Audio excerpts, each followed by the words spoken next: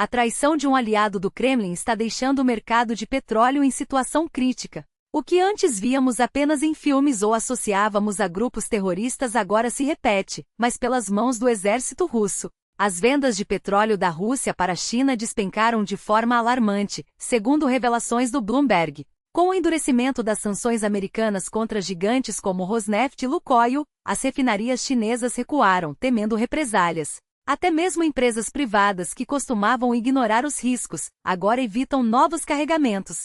Os números são impressionantes. A importação chinesa caiu em 400 mil barris diários, uma redução de 45%. E os especialistas alertam que o pior ainda está por vir, com previsões de queda entre 500 mil e 800 mil barris por dia, uma perda de 20% a 30%. O resultado? Um excedente de petróleo russo sem compradores, pressionando ainda mais os preços para baixo. Enquanto isso, as forças russas cometem mais um crime de guerra no Donbas. Segundo investigações da Procuradoria Regional de Donetsk e do Serviço de Segurança da Ucrânia, no dia 10 de novembro, um comandante russo ordenou que seus soldados avançassem por uma área residencial usando civis como escudo humano.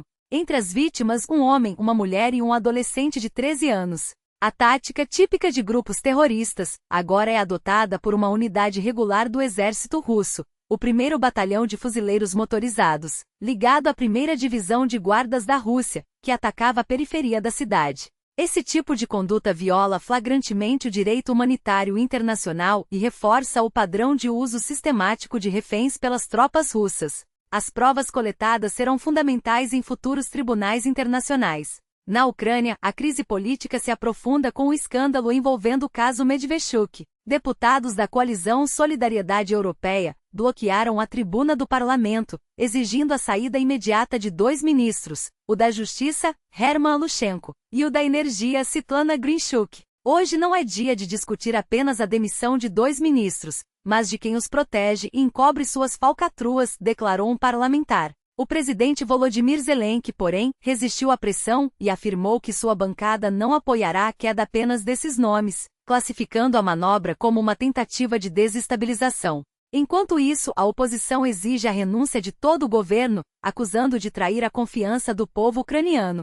A sessão foi suspensa após tumultos e a líder da coalizão, Irina Erashenko, anunciou que a bancada já coleta assinaturas para derrubar o gabinete. Do outro lado da fronteira, a Polônia acusa cidadãos ucranianos de envolvimento em um atentado contra ferrovias. O primeiro-ministro Donald Tusk revelou que as autoridades identificaram 2 suspeitos, ambos ucranianos, responsáveis pela sabotagem ocorrida em 16 de novembro na região de Polavi. Segundo Tusk, os homens chegaram à Polônia vindos da Bielorrússia e, após o ataque, fugiram pelo posto de fronteira de Terespol. Um deles já havia sido condenado em Lviv por atos de sabotagem, enquanto o outro, natural da região de Dnipropetrovsk, trabalhou na procuradoria local. As investigações confirmaram que o explosivo usado era do tipo C4, com um cabo de 300 metros acoplado para detonar à distância. O alvo foi um trem de carga, e a explosão danificou os trilhos e o sistema de rodagem. Foi um ato de sabotagem que poderia ter causado uma tragédia com vítimas fatais. Por sorte, os erros dos criminosos nos favoreceram, afirmou Tusk, alertando que a situação na fronteira é extremamente grave.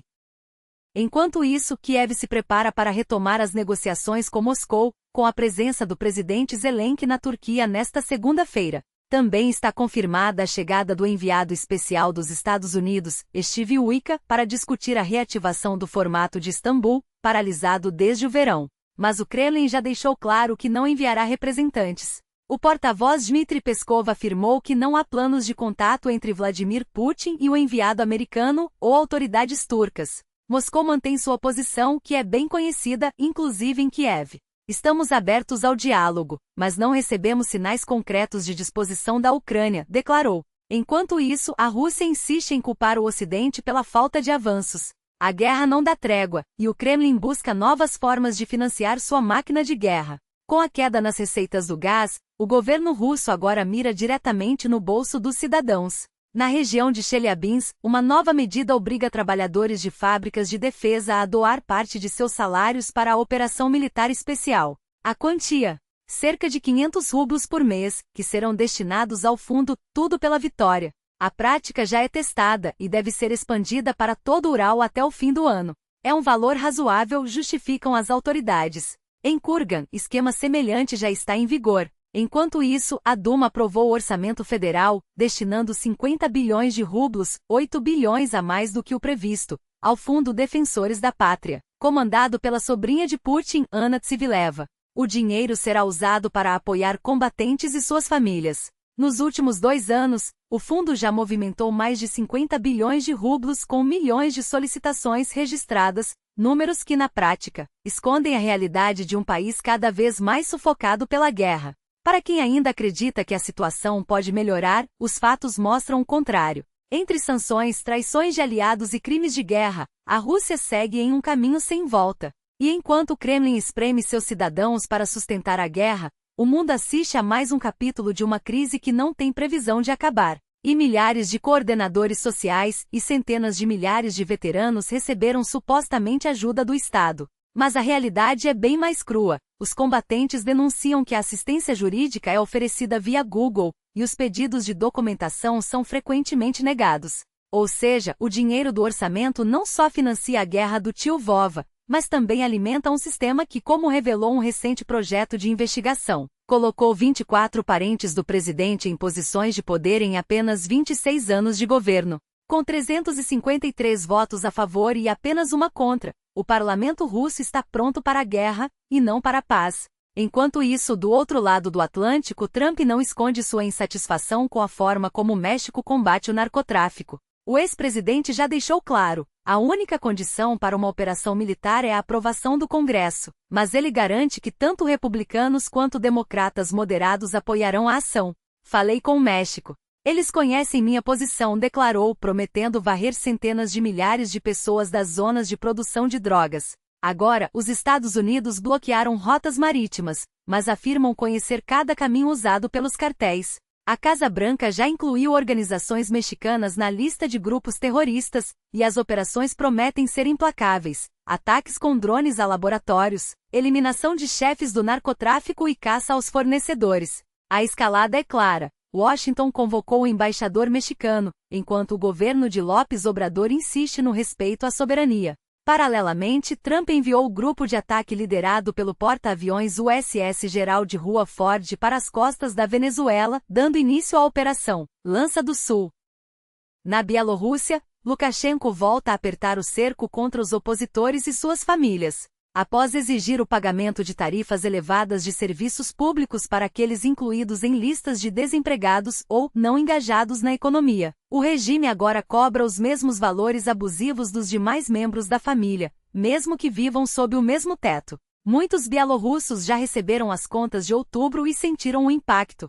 A verdade é que, na maioria dos casos, as listas incluem centenas de milhares de cidadãos que fugiram da repressão após as eleições de agosto de 2020. Ou seja, Lukashenko instituiu um imposto extra para famílias inteiras, apenas por terem parentes considerados inimigos do Estado.